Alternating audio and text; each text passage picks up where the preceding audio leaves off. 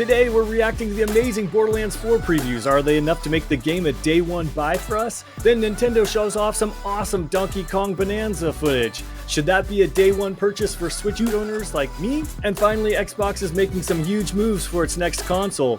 Could they change the gaming industry as we know it? Stick around to find out. Welcome, friends, to Good Playing with You, your weekly gaming news roundup. I'm Dan Whitehill, and as always, I'm joined by my brotastic brotherhood of Matts, Matt Lord. Hey, how's it going? And Matthew Molding. Actually, my name is Grumpy Kong. He is grumpy. Before we hit the headlines with Grumpy, though, one quick note. We're 276 subs away from our goal of 1,000, so if you could hit the like and subscribe button, it would definitely mean a lot to us. Sub. Let's break down the week's biggest headlines. First up, Borderlands 4 had an amazing week of preview articles. Molding, you have the story. Yeah, I have a couple of Borderlands stories for you boys today. First is from Paul Tassi at Forbes, who did a little mini preview roundup entitled Borderlands 4 Hands-On Previews Are Here, and they are fantastic. Borderlands 4 previews are almost all universally positive and have a general sense of the series as being quote-unquote back. Here is a smattering of highlights from the previews, which come from both outlets and YouTubers deep into the scene. IGN said that after several hours dipping our toes into what is sure to be a massive looter shooter, we're much more optimistic about its odds of recapturing our affections after years apart. Game Informer said with Gearbox, it truly feels like Borderlands 4 is taking those steps to change the direction of a franchise while remaining staunchly true to its overarching identity. And then Screen Rant said, it's hard to distill everything I loved about my time playing Borderlands 4 down to a digestible length. I could go on for far too long about how great the new throwing knives are, or how this is easily some of the best written Borderlands content, thanks to the game's humor staying grounded in its own world as opposed to relying too hard on dated internet culture. Two areas that have been significantly addressed are the dramatic increase in mobility, ranging from grappling hooks to gliding, to make the combat feel more fast-paced and modern. The writing is less memey than it used to be, harkening back to the Borderlands 1 days of the series. Borderlands 4 recently moved its release date up to September 12th, 2025. Gearbox CEO Randy Pitchford said that it was just confidence in the product, not trying to avoid Bungie's marathon. We'll have more on that a little bit later on the show. But before we talk about your thoughts on these previews, let's briefly talk about the price announcement. Marcus Stewart at Game Informer brings us this. Borderlands 4 Standard Edition confirmed to cost $70. Gearbox has opened pre-orders for Borderlands 4, confirming a $69.99 price for the standard edition. This news alleviates fan concerns that the upcoming shooter would retail at $80 and follows CEO Randy Pitchford's controversial comments last month. We commented on this a few weeks ago, so I'm not going to go over it again. But in addition to the $70 standard edition of Borderlands 4, Gearbox is also offering a deluxe edition for $99.99 and a super deluxe edition for $129.99. So, boys, do these glowing previews change any thoughts you had on the game so far? And my big question is, do you think that the pushback on Pitchford comments had a real effect on the price point decision? Are we buying previews now? No, I'm just kidding. I am just, I'm again stunned by the glowing previews that we're receiving of this game, because of course, with all the previews, I was able to watch new footage of different, editorials playing the game. I don't feel like we saw too much new than they showed off at the direct, so I didn't really think, okay, this new gameplay is totally changing my mind.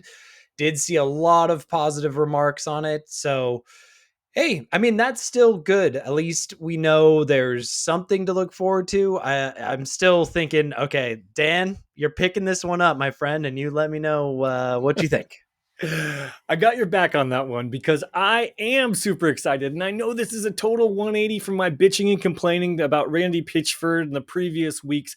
But I have to say, thank you to all the gamers who bitched and complained and commented on our videos and other videos and stuff like that. I think they got the message. I think we scared them off. We stopped this $80 price point. Kotaku had one of the worst effing articles ever this week saying, oh, Borderlands goes $70. That was a much to do about nothing. And I'm like, F you. We worked really hard by bitching on the internet, doing what nerds do best to keep that price dollar down. And you can thank us for being dorks on the internet and keeping that price a reasonable price.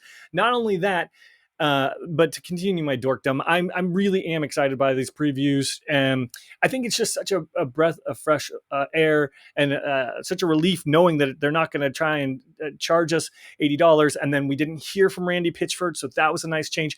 So I made my top 6 list of why I'm excited about Borderlands 4. 6, nice. All right, lay it on. Yeah. All right, first, of course, is they didn't try and gank us with that $80 price. They went 70, which is awesome. 2, no paid early access. They didn't do some bullshit pay me more to pay 3 days early and encounter more bugs. 3, it's a seamless open world so that as long as we're in the same area, we can warp directly to each other without any sort of load screens that shouldn't be there. And that's really exciting for me. And using the SSD technology in our consoles that we bought 5 years ago that we should have had in games 5 years ago. 4, I love the new transversal options. Watching the footage was so exciting to see new grappling hooks, glides, double jumps. Oh man, every game should have a freaking double jump, man. So that one got me super pumped. I love playing with my buddies and being able to do all of that, like parkour and platforming. It looks really great. 5, you can call your car on demand, so it's more like Destiny in a way that like you don't have to travel all the way to the waypoint, get the car, then go all the way. Like that's done. It's much more convenient. They got it, they know it, and I can't wait for it. And then last but certainly not least, my biggest thing that makes me pumped about this is that the edition, reading the fine print on that $99 one, because you got to decide if you're going to go in all in or not. They said that it looked to me like they were going to have 3 story campaigns.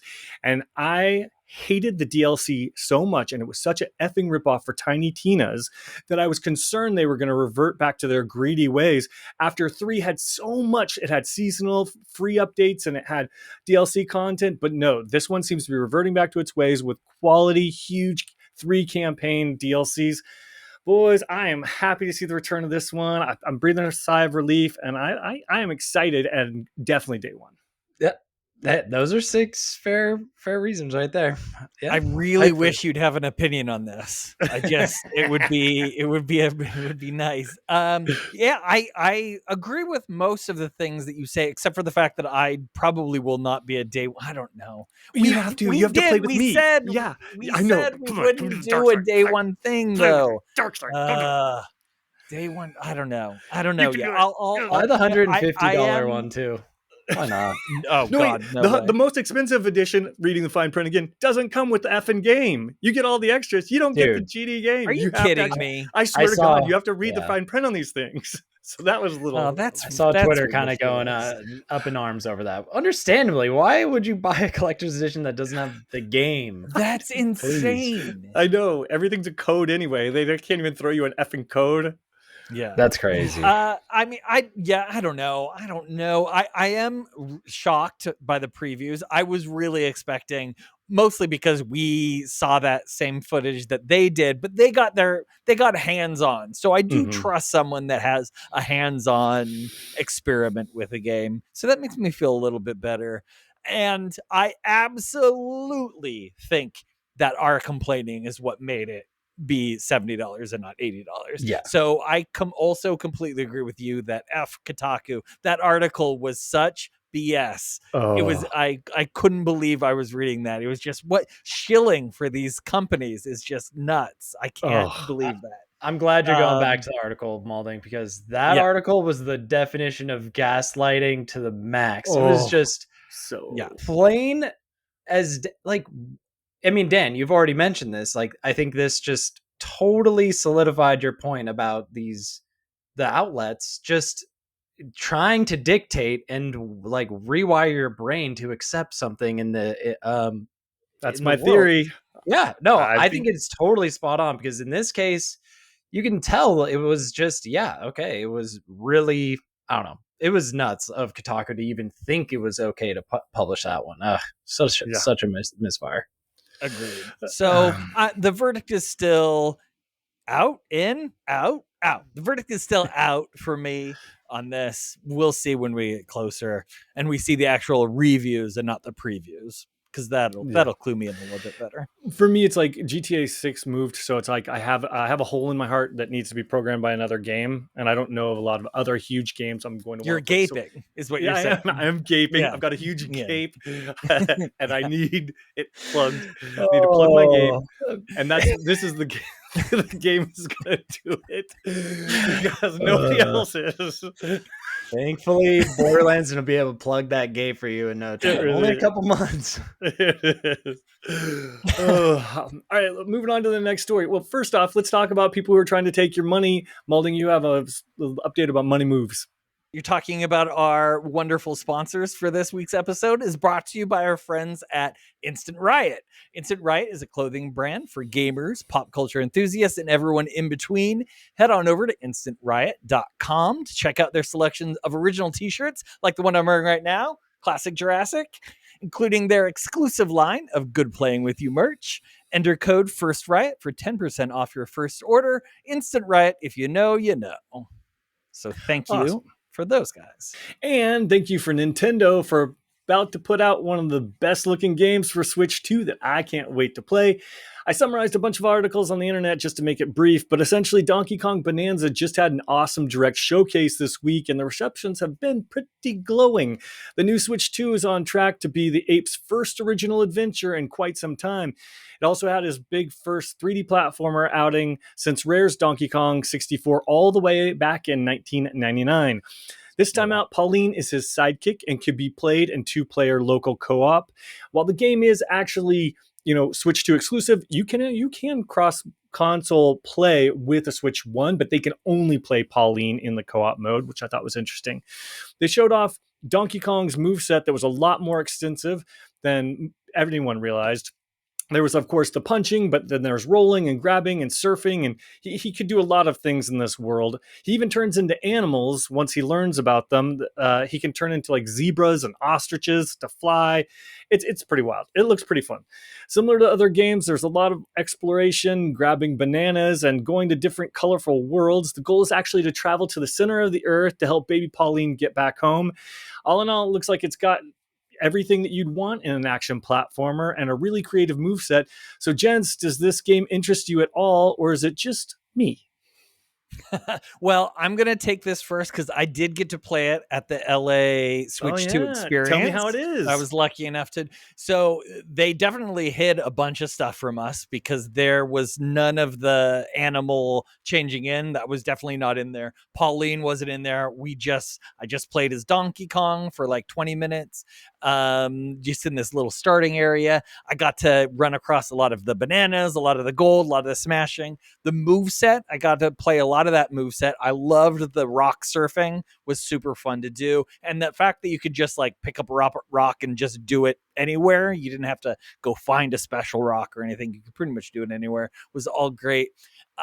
Watching the direct, though, really did make me realize how schizophrenic this game is. It's really just like all like busy. It doesn't seem like there's any downtime in that game at all where you can just like chill and look at something. It's always have to be doing something. So that's not really my style of game. And I'm not a platformer anyway, but I do think that they should have launched with this game. I think that would have been 100. much better for them. Although we talked about it last week, they're doing pretty well with what they did. So, they made the correct decision probably, but it would have been nice to have, 2 new games to come out on launch day. Would have been fun. But this game is fun. I did enjoy my playing, my time with it. And if you like a platformer, I think you're probably going to love this game. So, Lord, does this do anything for you? It looks fine. It looks fine. Like, I think it's one of those games that looking at it, it doesn't look like it's recreating the wheel or anything, but it looks like once you get your hands on it, it will be a lot of fun to play. I'm sure of that. It looks like the same code from Mario Odyssey. I mean, let's be honest. It's like a which it makes me wonder, like, could they have not just done an Odyssey with this? Because like, why did they keep Pauline like a secret? It didn't make sense to me. I don't even know really. who that is. Who is that? Is Dan? Do you she know? anything in the She's- lore? Yeah, she is a songstress that was introduced, I think, A in songstress. yeah, she sings a lot of the 1950s classic in New Donk City from Odyssey, and so she's kind of a lounge Okay. singer. So it's kind of fun to see her as a kid here. Although I hate her music, and her singing is kind of a big part of the game. But like, why? I don't don't understand. Yeah, they're just trying to give her more characters, I guess, and beef up the Yes. universe. For me, I agree with everything you guys said, except for I don't see a lot of platforming here. I see a lot of busy work, Yeah. and Well, that that is the goes to one that thing- 2D, Yeah. which was Yeah. new. That was neat. well, they did that in Odyssey as well, so it's not really that new. So for me, the moveset I thought was the most interesting. I don't see a lot of platforming. I don't know for sure this is a day one for me. This is going to be something I pick up when I have nothing else to do because Nintendo never really goes When on you're sale. gaping. Yeah, when I have when I experience another gape and I need something to fill it, I'm gonna grab that Kong and just shove it in. I just shove it right in. Oh. I'm really shocked to actually hear that, Dan. Not the gaping part. That is not a surprise. But I'm shocked about that you didn't immediately think that this was amazing. Like the whole time I'm watching, I'm like, oh, Dan's gonna love this game. I think there needs to be some sort of difficulty level for me. Like that's what I loved about Astrobot is that they had some levels that were just kind of pretty chill and casual, but then they had some levels that were really made you sweat. I don't see myself sweating over this one, and I do see myself doing a lot of work.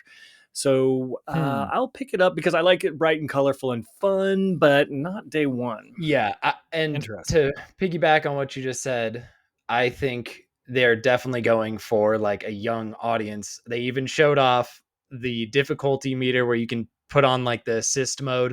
And when Yeah. you see that, to me, that's like they're going for a young audience for this one. Like, I don't think, like, to me, it just doesn't seem like a very like. It's not like a Breath of the Wild or even an Odyssey. Like, I feel like this is definitely going for a young tier of Great. kiddos. I think that could be what I'm picking up on here, and that's why it's probably not for me. Yeah. I got the same vibes from that Peach game, and I never picked up that one either. So I need some sort of difficulty. I need someone to threaten me. Yeah. Yeah. This one doesn't really. That should be easy. Yeah. But let's talk about more mature games and let's talk about the next Xbox. Now, I'm super excited about this because, man, I'm doing another 180 here. I'm all over the place. I know that we were just harsh on Xbox in the last month or so, but now Xbox is really making some interesting moves, and I'm curious to see what you guys think about it. I coupled a bunch of articles together, and essentially the big news from Microsoft this week is Xbox President Sarah Bond revealed exciting details about the next generation of Xboxes. And honestly, I didn't think I'd be interested, but this is kind of cool. It's shaping up to kind of be maybe more than a console.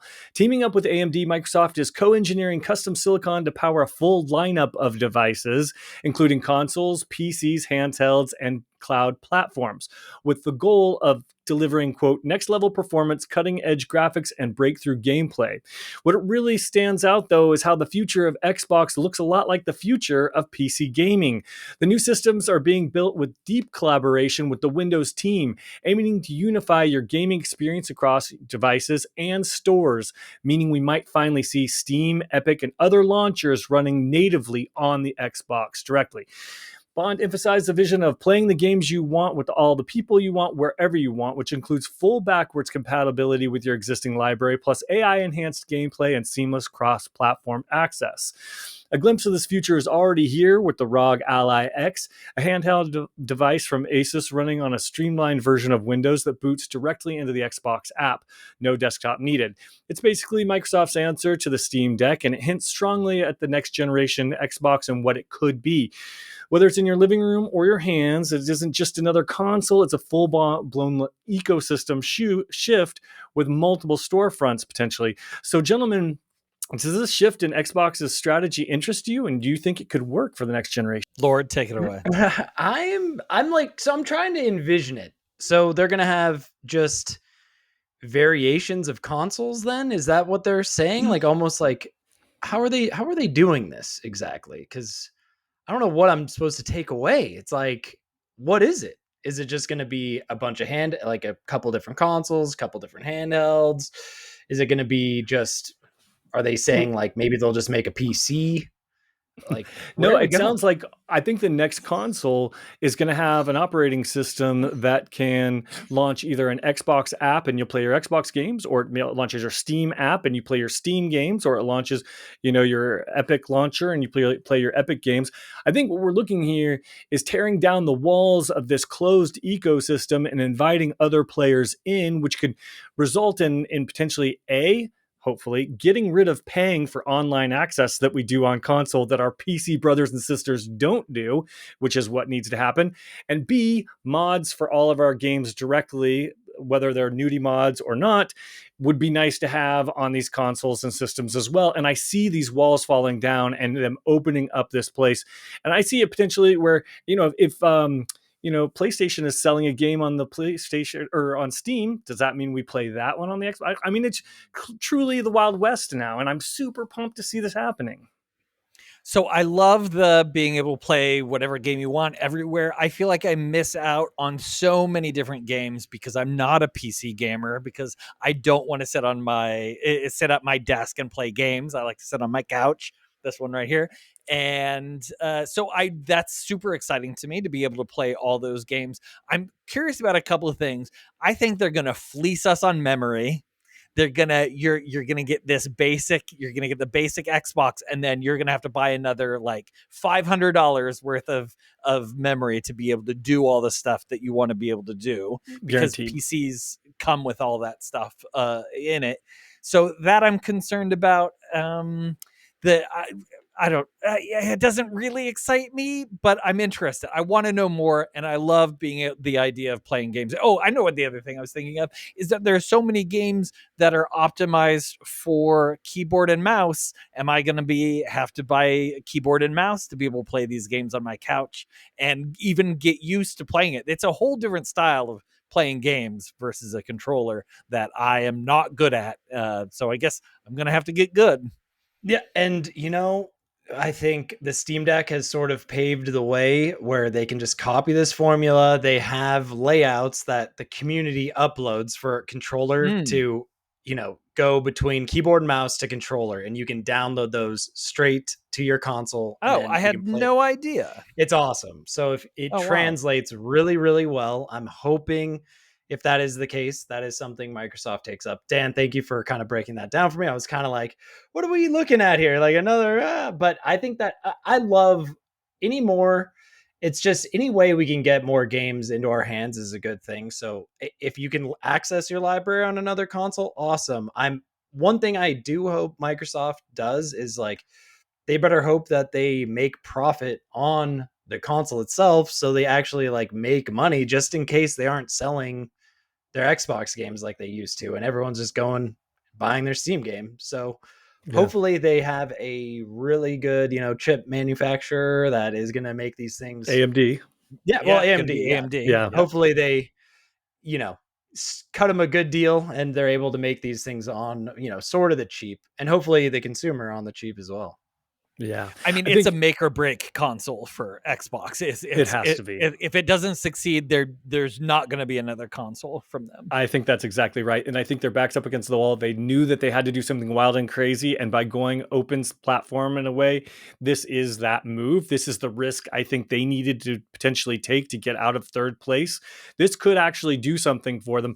At the same time, it's like iOS versus Android now in a way. And are we going to start having viruses on our console? Like, I'm just like, makes me a little bit nervous there. And I don't know. But I just think it's exciting to see walls torn down and the business strategy that's different. I am a little surprised that they're signaling this change so early, because we're not expecting new consoles until 2027. So they're still 2 years away. I don't really see PlayStation copying this strategy though, because they are making hand over fist and they don't need to because they're not even making any games and they're still in the lead. So that's crazy. Yeah, you're right. And it does remind me of something that Phil Spencer was saying, like, I don't know, this was probably like 7 or 8 months ago, where he was talking about how a lot of these people buy in on, they have their digital library all on one platform, and yep. That just, now it's kind of going full circle. I really think that it's a smart move to do this. I think you're right. This could hopefully be a game changer in Xbox's favor. Yep. He got they that were able to pull Ozempic this off. shot, and he was just like, "I'm in it. I'm rocking it." Phil was feeling good after that. He's like, I got that energy. I'm ready. Yeah, it does call into some question. I mean, it's such a shift. It will call so many things into question in the business and that sort of stuff. And it'll be interesting to see them continue to make changes. One of the changes, of course, is with physical games and digital games. And Lord, I know you had this story. Yeah. So, Xbox continues quietly abandoning physical games. This comes from Kotaku's Ethan Gatch. While Microsoft is publishing more games than ever before, fewer and fewer of them are getting physical editions on its home turf. Microsoft owns Oblivion's The Outer Worlds 2 will get a standard disc option on PS5, but only a code in a box for Xbox Series X owners. It's the latest example of a growing preservation nightmare for Microsoft's current generation of consoles. The company's big summer showcase made that clear last week, as game after game that was shown was later revealed to not be getting a physical version on Xbox. Koei Tecmo Ninja Gaiden 4, published by Microsoft, will also be just a code in the box there. So will Tony Hawk's Pro Skater 3 and 4. Gears of War Reloaded doesn't even have a box of any kind listed for Microsoft's platform, despite a physical version coming to PS5. Crazy. Like, I mean, this might be a rhetorical question, but are you guys concerned about this situation not having any physical copies available? And it just is mind-boggling to me that the PS5 editions are totally going to be available physically. It's just very interesting situation, and Xbox is always talking about game preservation, and in my opinion, having a physical copy, there's nothing like that is the peak way to preserve a game at this point. So what's going on here? Gosh, it's tough because I do buy all my stuff digitally. I don't know the last time I bought a physical edition of a game. It's been a long time. So I'm part of the problem. I know. I'm part of the problem. Absolutely. But at the same time, each time I do buy it, I'm like, well, I hope I'm going to be able to play it in 10 years still, because if Xbox, all of a sudden they're like, we're not doing consoles anymore, I don't know really what's stopping them from being like, well, your whole library is gone. I mean, something's got to stop them. I mean, the outrage on that would be insane. So I'm sure it's not going to happen, but just the possibility that it could happen does concern me. However, it's just as easy to happen that you put in a physical game, and because it doesn't have an update, you won't be able to play it. So not necessarily because you have a physical game will you always be able to play it as well. Well, am I wrong in that? Well, the physical game, you can play basically the earliest unpatched edition. Yeah, right, I guess you're right. You're right. You're right. Yeah, that's true. I mean, still not. You'll still at least have the game. This all digital is making me nervous. Dan, what do you think? I gotta agree, with molding. I don't play a lot of old games, so I love what's new and what's currently in the zeitgeist. And if I do play an old game, well, they just remastered it, and I paid for it twice. And because I'm a sucker for those achievements and trophies, and like it's only $10 to get The Last of Us Part 2 remastered, so I did. Oh, it's only $10 to get the Days Gone remastered, so I did. So I'm a sucker for that. So far, the companies have not done anything. Everything's been backwards compatible. Everything's been fine. So I've never had a problem with this. I'm happy to being all digital. And that is until your next story. Yeah. Wait, is it fair to call you the gaping whale, Dan? That's what you're like. Oh, I like that. The Big gaming whale. gaping whale. That is wild out there. Yeah, so no, all good points. Yeah, so this just takes us straight to the next the of course this just like piggybacks right onto that on that story. So Dark and Darker will be purged from Epic Games Store libraries later this year, but it's still available on Steam for now. This is from PC Gamer's Andy Chalk. An email being sent to owners of the game says Epic will remove the PvPvE dungeon crawler Dark and Darker from their libraries on November 1st. This is in quotes. We removed Dark and Darker from sale on the Epic Game Store on March 5th in consideration of a court decision in Korea between Nexon and the game's publisher Iron Mace, the message states. On November 1st, 2025, we'll be removing Dark and Darker from your library, at which point it will no longer be playable via the Epic Game Store. The court decision in the message refers to a February 2025 finding that Iron Mace did not commit copyright infringement against Nexon, but did infringe on Nexon's trade secrets. Nexon had accused the studio of building Dark and Darker on assets and code stolen from a similar project, codenamed P3, which it canceled in 2021. Iron Mace is now on the hook for nearly $6 million. So this is just a prime example of these digital games I know I wanted to add the last little part because you know infringing like that and getting the courts involved might have a certain impact here, but still, you buy this game, it's in your library. Guess what? The countdown is on. It's going to get scrubbed from your library. You might get a refund, you might not on some of the purchases in the game. What do you guys think? Do we suspect this is just the beginning, or hopefully something's got to give and gamers kind of fight back in this digital age? Dan, I took it the last one. You know what? Hopefully this is just a one-off. I mean, it does seem like an isolated sort of thing. This is a PvPe game, like you said, so it is online multiplayer. It is dealing with stolen code, which you explained. So maybe this is an extenuating circumstance. Yeah. This hopefully is not the rule. Like, it does make me a bit nervous when companies do this. I mean, correct me if I'm wrong, guys, but like the Overwatch 1, I mean, you've paid for that, but then didn't it get completely gutted and Overwatch 2, a free-to-play game, was put in its place, and now you guys are supposed to be fine with that? I can't believe no one rioted in the streets. Overwatch 1 is more of a bigger deal being gutted and gotten rid of than this, because I've never heard of this until now. So yes, there's precedent. Hopefully it's not the rule. I would be more offended if it were a bigger game, but the fact that they're reaching in and grabbing something off of your computer essentially and making it not playable, that's a line you don't cross for gamers. And I'd be pissed if I were them. I was stung twice. Not only did I buy Overwatch, I also bought Battleborn in that same time frame.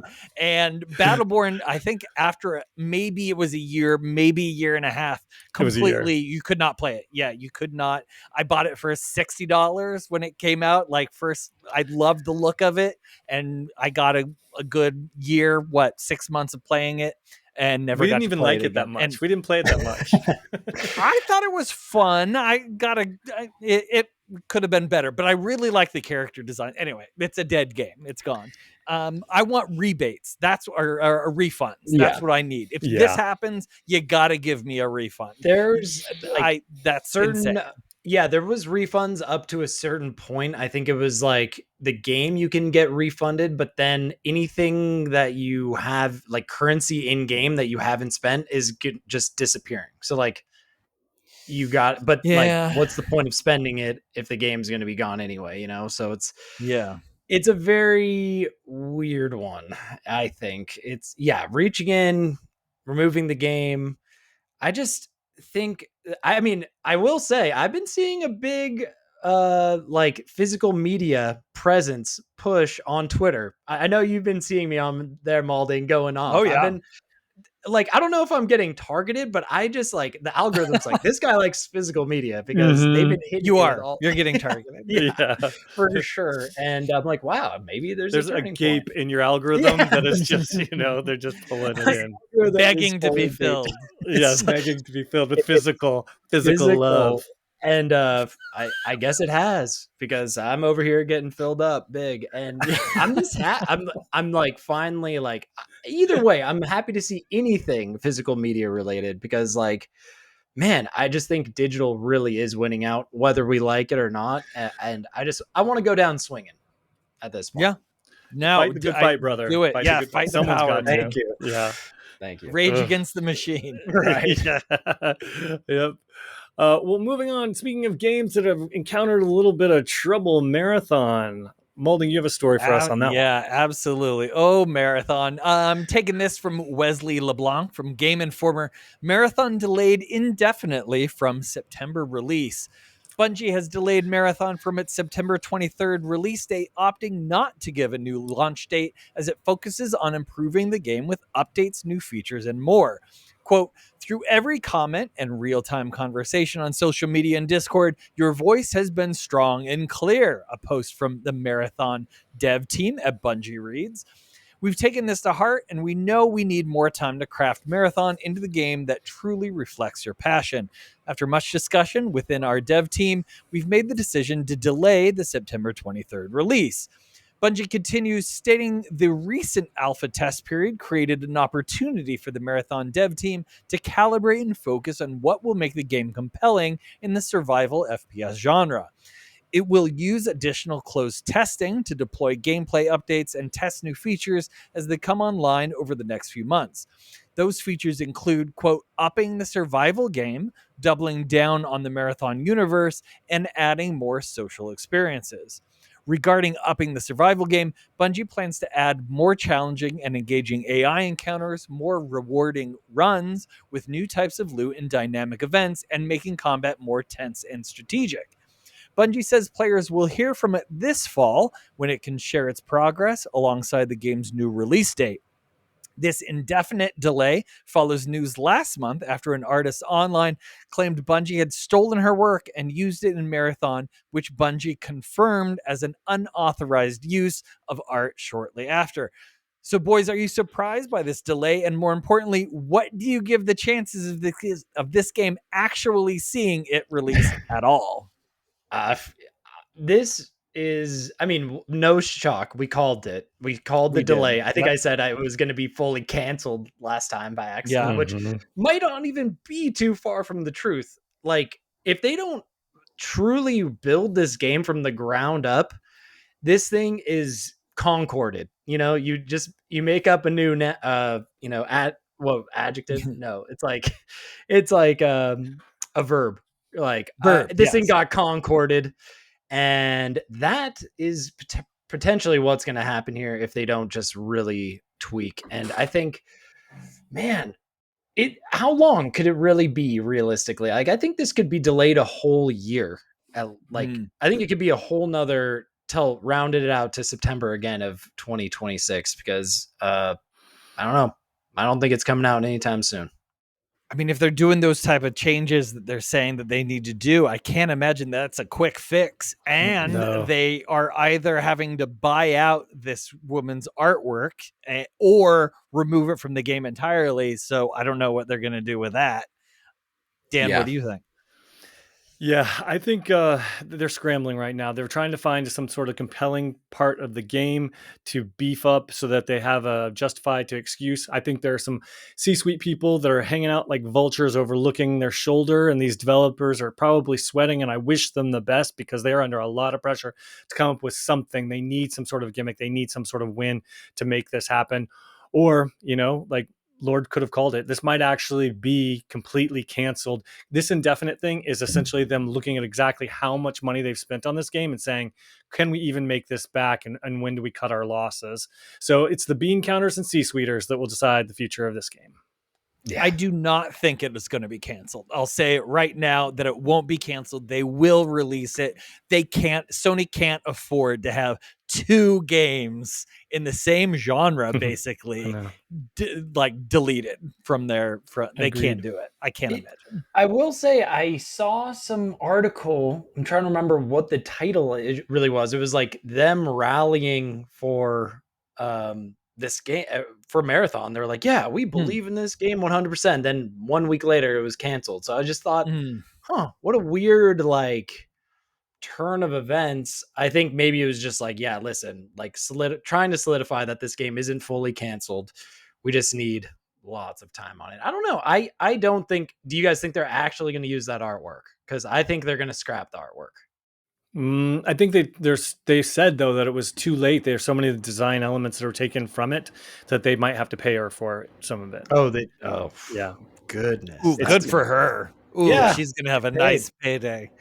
Yeah. Ooh, and then maybe they release it and she gets royalties or something. Ooh, good for her. Yeah. Well, if it does release, hopefully it's a good game. And speaking of good games, Lord, I know you've got a game that you're absolutely chomping at the bit to be talking about.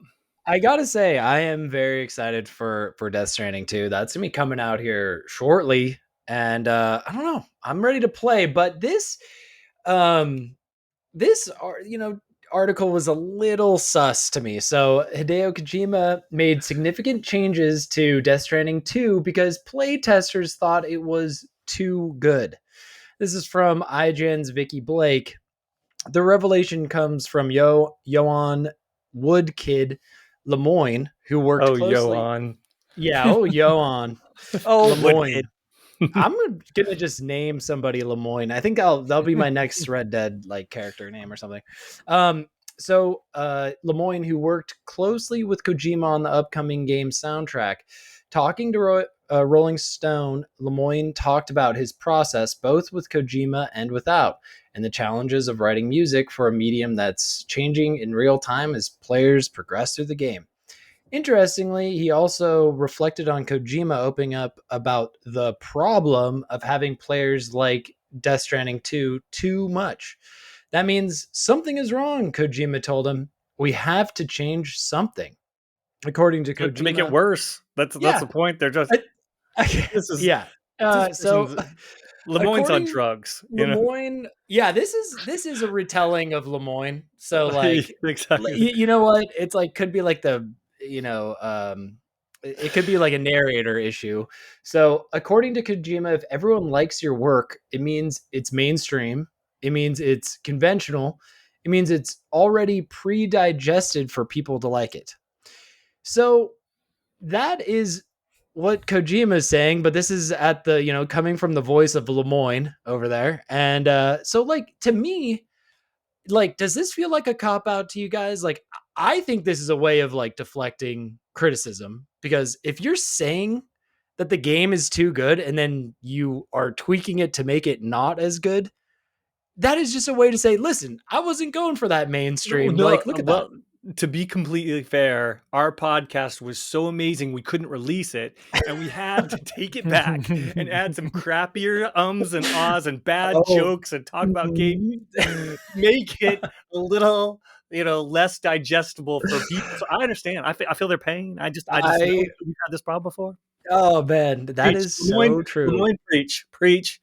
Lemoyne knew. Good problem. I think if it is not a mistaken translation, what it is Kojima is an artist first and foremost, I think. And what a lot of artists feel like is I am against the grain. I am not mainstream and I want to be that way. So it might very well could be that he's thinking this game is too mainstream. Let's make it crazier because I'm an artist and want it to be crazier. Yeah. I think that could be what and I could totally see that. And he damn very well may be. You never know with that Kojima over there. The game could have been too good. We could have been just like freaking having an episode playing it. And he thanks to Kojima, he won't let us have that episode. So yeah. But I'm excited for Death Stranding 2. I just want to throw that out there because I don't I'm know. so happy for you. I'm You so and excited. your Death Stranding love. I'm ready to just walk and walk and walk. And I can't wait to hear about you walking and walking and walking in the future, because that pretty much sums up everything that we have for this week. If you're watching on YouTube, please like and subscribe. If you're listening on a podcast, please tell 276 friends. And on behalf of Matthew Moulding, Matt Lord, and myself, Dan Whitehill, thank you for joining us. And as always, good playing with you. Good playing with you. Good playing with you.